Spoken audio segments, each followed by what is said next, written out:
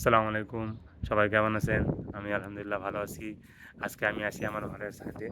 আজকে আমি আপনার সঙ্গে কথা বলে আসছি। আজকে আমাদের টপিকের নাম হচ্ছে আমার ভার্সিটি জীবন আরকি। মানে হচ্ছে ভার্সিটি জীবন বললে ভুল হবে। আমি আজকে আপনাদের সঙ্গে শেয়ার করব যে আমাদের সবার কি অনার্স পড়া উচিত কিনা? এই নিয়ে আরকি। মানে আমার মনের মধ্যে কিছু কথা উঠছিল বা মনে মনে হয় তাই আমি ওই নিয়ে কথা বলব আজকে।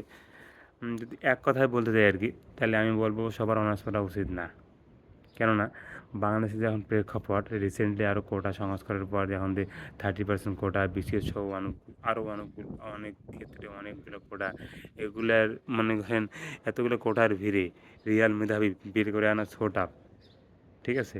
সেহেতু যদি কোটা এখানে কমানো হয় তাহলে হয়তোবা ভালো। নাহলে বাংলাদেশের যে সরকারি ফিল্ডের যে অবস্থা আহ, এই দিকে সবার না এগোনো উচিত বলে আমি মনে করি। কেননা হচ্ছে সরকারি চাকরি পেতে গেলে যে কমপক্ষে ২-৩ বছর পরিশ্রম করতে হয়। তারপর অনেক পড়াশোনা করতে হয়। তারপরে এখন যে কোটার জন্য আবার অনেক চান্স হতেও পারে, নাও পারে। এই তার তার মধ্যে আমরা যদি ইন্টারমিডিয়েট পাস করার পর অনার্সে ভর্তি হই, অনার্সে আমার ৪ থেকে ৫ বছর লেগে যায়।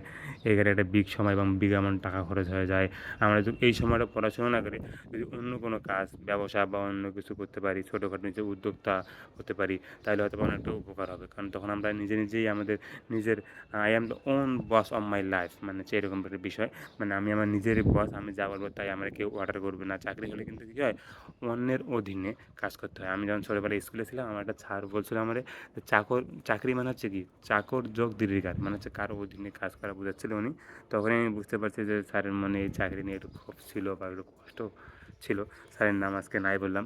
তো তখন থেকে আমি চিন্তা করছিলাম যে যদি কোনো উপায় বা সুযোগ পাই তাহলে চাকরির দিকে না ঝোঁকার আরকি। দেখা যাক জানি না কী হবে, এখনও সেরকম উপায় বা সুযোগ পাইনি। সফলতা আসবে কিনা জানি না, বাকিটা আল্লাহ ভরসা। তবে আমি যেটা বলতে চাই আরকি সবারই না পড়া উচিত।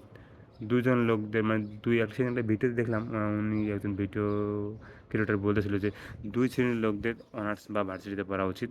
এক শ্রেণী হচ্ছে যারা খুব বড়লোক মানে টাকা পয়সা আছে, টাকা পয়সার সমস্যা নেই তারা। আর আরেক শ্রেণী হচ্ছে যারা খুব মেধাবী, হ্যাঁ? রিসার্চ করে বিদেশ যাবে, পিএইচডি করবে তাদের জন্য আরকি।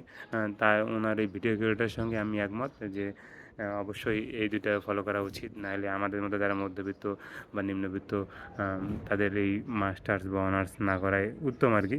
যদি অন্য কোনো উপায় থাকে। আর রিজিকের মালিক তো আল্লাহ, এ নিয়ে আমরা তো কিছু বলতে পারি না। বাকিটা আল্লাহ ভরসা আরকি। মানে আল্লাহর উপর বিশ্বাস রেখেই আমাদের কাজ করতে হবে। তাহলেই হয়তোবা আমাদের জীবনে তাহলেই ইনশাআল্লাহ আমাদের জীবনে সফলতা মিলবে আরকি।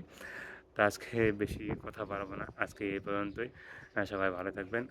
আরেকদিন আসবো নতুন একটা ভিডিও নিয়ে আপনাদের সঙ্গে কথা বলতে। আজকে বিদায় নিচ্ছি। আল্লাহ হাফেজ।